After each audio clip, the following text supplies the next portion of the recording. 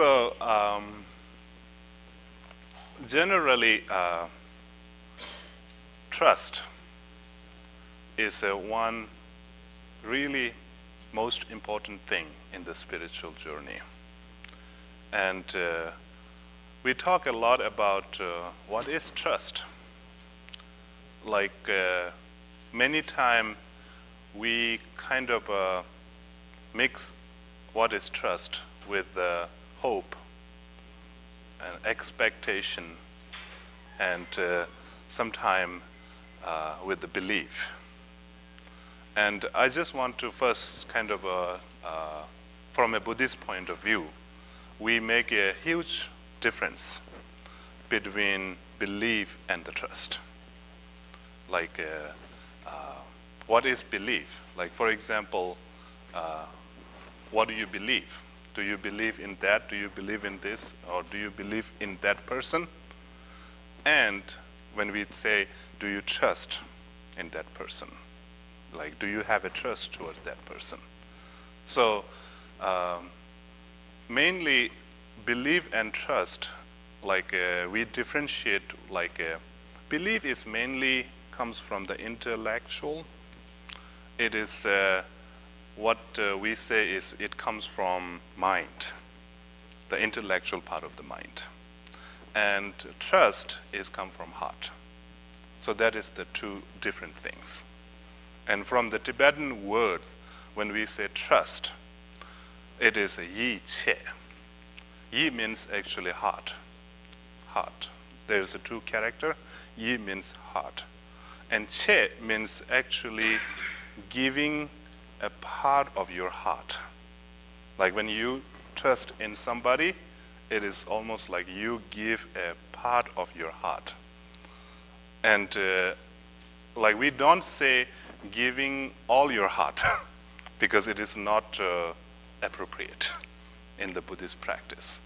It is because sometimes we have a huge misconception about giving our heart is called a love.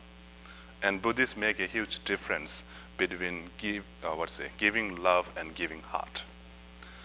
Giving heart is not really kind of appropriate. When we give our heart, then it is, the result is going to be sometime really hurtful. So that is why just kind of like by understanding the meaning of trust from a Buddhist perspective, we say giving a part of your heart, like a heart, yi che. So why do we are not allowed to give our whole heart? Love is not about giving heart. Love is, when we define love in the Buddhism, that love is mainly inviting that person in your heart. Inviting that person in your heart is totally different than giving your heart away. When you give your heart, then it is like different. So that is why inviting person in your heart and then give some space in your heart, which is the part of your heart, which is your, that is the part of your heart that give it to that person. So that is mainly the, what you call, definition of the trust from a Buddhist perspective. So mainly when we say what is trust? Trust means giving a part of your heart to somebody. That is the trust. Then belief is different. Belief is not actually stable. Belief can be changed, and belief can go, either way. So that is why one time I just kind of remember I was in, where is that? I was in Georgia, Savannah, Georgia. And it's a big Baptist church place, right? And I was doing some teaching at one Unity church. And then interestingly, there was one first Black Baptist church that they were doing some gospel singing. And then they want me to come and talk about the benefits of the chanting and how can, like just to share the Buddhist philosophy on belief. Like, how can we, believe and things like that. And at one point, I kind of was giving a lecture, and I asked everybody, sort of like in a lecture, I said, so I know everybody believe in Jesus, because this is a Christian church, and you all believe in Jesus, and you all believe in God. So I said, that is not enough. We have to raise that belief to trust. So and all of you trust in God, trust in Jesus, then they kind of like you can see the difference. When you say, do you believe in God? Yes. Do you trust? Then it is like, okay, I don't know.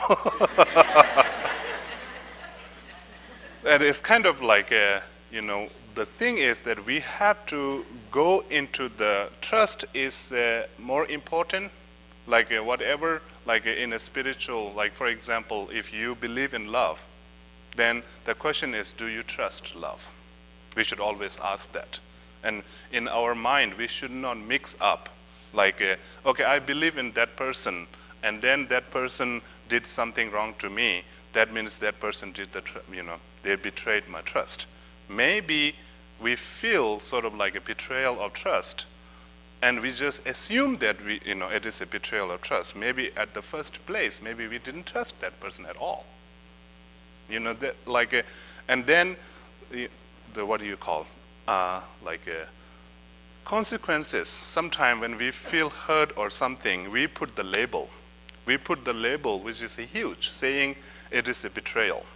And when we put the betrayal label, then it makes us, hurt more. Because betrayal is huge. Betrayal is not something small problem. It is a huge thing. So when we put on our small hurt and label saying betrayal, then it becomes more hurtful feeling. So that is why whenever sort of like when we trust somebody and we feel betrayed, then we should always ask that at the first place, did I ever trust that person or not? And maybe, if your answer is, did I ever trust that person at the first place, then if your answer is no, then there's no trust betrayal. Then you don't have to be like that much hurtful feeling, because at the first place, you didn't have the trust to the person. So why you grieve so much that you didn't lose, right? You didn't lose anything. It is, actually it is natural to feel grief when you feel betrayal. Because why do you feel grief? It is the loss of trust.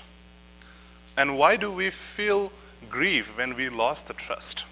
It's because when we trust, when we have the trust in, when we have a trust to that person, at that time it makes us feel good. It makes us feel secure. It makes us feel safe. It makes us feel good.